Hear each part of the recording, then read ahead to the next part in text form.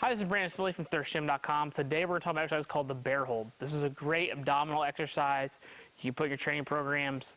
I really like the fact that it emphasizes the stack of the rib cage and the pelvis. It also gets the upper back to open up. It's also a very, very complicated exercise, and there's a lot of coaching that has to go on. So I wouldn't say that this is something you just throw in a program and hope for the best.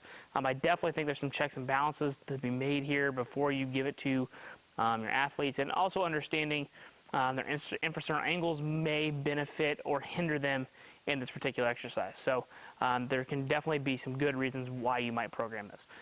So to be able to start, I would say make sure they've got a plank master. They understand how to posteriorly and anteriorly orientate their pelvis. They know how to get that stack. They've got dead bugs down. I would say that for the most part, they're just a good quality mover, right? They can generally perform an abundance of exercises, and they've got good spatial awareness. So I wouldn't say this is definitely an exercise you throw at youth athletes a lot.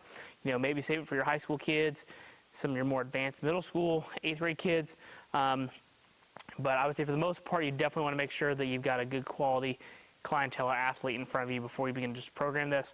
But there's some good benefits. So I really like the fact that we're going to be in a good quality bear position, and that's basically what it is. So just thinking about your bear crawl, or you're going to crawl, we're going to be in that position, but what we're going to do is we're going to basically make it an abdominal exercise and make it very challenging. So hands are going to be right underneath the shoulders, knees right underneath the hips. We don't want to be good and wide, okay, just everything right underneath each other. And the first thing I coach is to basically do a cat-cow. So we're going to extend and round, okay? So the first part is we got to learn to make sure we can round, okay? So we got to reach out in front of us. We got to get good, big round, big arch. Get our butt tucked underneath us, so we don't want to have that out. Okay, we want to bring that underneath us, push the floor away from us, and generally you can begin to feel your abdominals right there. You're not even doing anything. Okay, so we really want to push away. Then what I do is I coach to get your knees off the ground. So once we've got this figured out, then we're going to dig our toes in. We're going to have our knees leave the ground about 4 to 6 inches. Keep our head good neutral. Reach here. That's our bear hold position right there. Okay, very, very challenging. I'm constantly reaching and protracting, so hard on the serratus. I'm going to shoot my knees good and long too. Pull my belly button towards my face. Really round, keep my belt tucked towards me,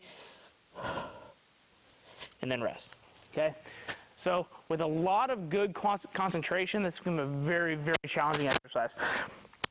We briefly talked about the infrasternal angle aspect of things, and for your wide infrasternal angle people, this is definitely going to be more challenging, and you're also probably going to find that they're really going to want to try to extend. So I tend to try to program this more towards narrow infrasternal angle people because they need those guts falling forward, because just the way that they're built, they like to be all pulled in, and we kind of want to try to open them up. We want to bias into them up, so we want the guts to fall forward and then have them resist that, and that's going to help strengthen their overall movement quality.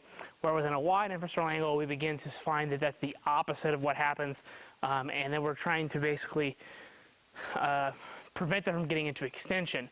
So I do think that this can be done, but just keep in mind that who might benefit from this the most, probably the narrows more than the wides, but you can definitely make a case for it depending upon the athlete you have in front of you.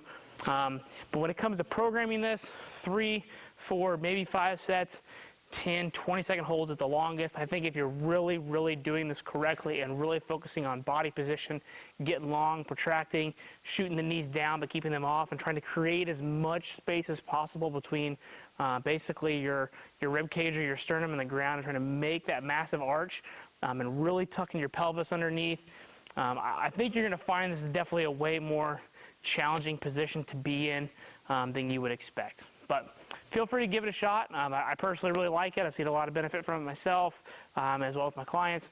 It's just a way to provide some abdominal work that's a little bit different than your standard plank. So if you have any questions, feel free to in the comment section. Thanks. Have a great day.